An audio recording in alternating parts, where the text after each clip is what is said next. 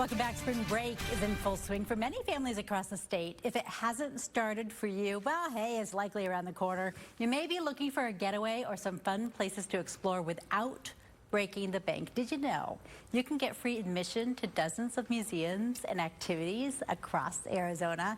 It is part of Act One's Culture Pass. So I have with me today Ann Osborne. She is the Communications and Culture Pass Manager. And first of all, what is Act One? So Act One is a nonprofit based here in Phoenix, and we manage the Culture Pass program.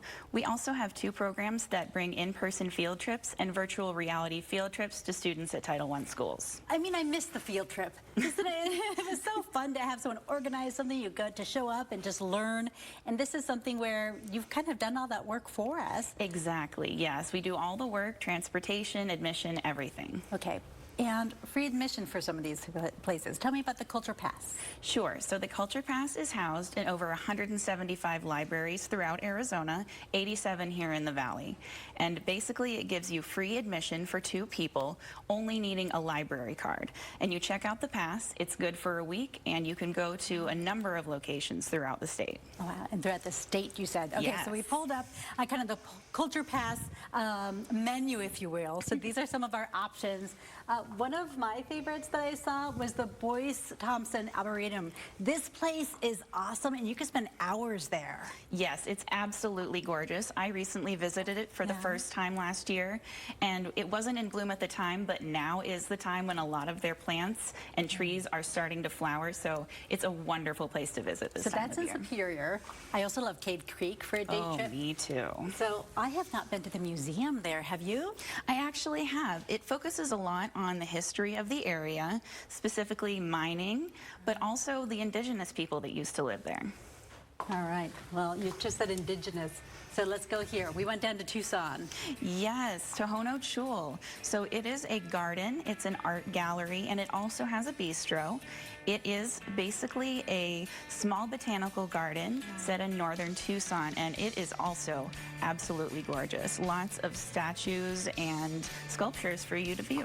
Okay, so one of my favorite places to visit is, I think it got a new name.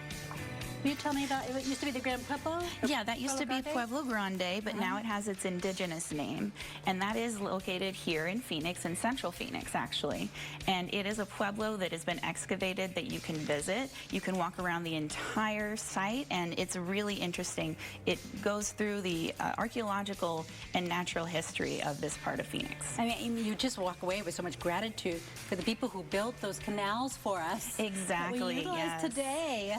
So tell me how we get our Culture Pass, because I'm on board. I want to go.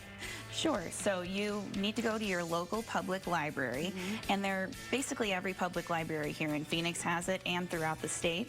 So just go to your local public library, get a library card, and look for the Culture Pass kiosk in the lobby. Awesome. And then she also has, here's Tucson metro area. Maybe check out the zoo in Tucson, the botanical gardens down there, the Children's Museum if you feel like getting out of town for a little bit. Oh, look, U of A has a museum of art as well. Thank you so much for being with us. I love this. I missed the field trip, and I love that you've organized this for us right here in Arizona, celebrating Arizona. Thank you for your work. We have all the information on Act One's Culture Pass on our website, azfamily.com. You can see that full list of locations across our state. Just click the Seen on TV tab or download our free news app. Well, if you've ever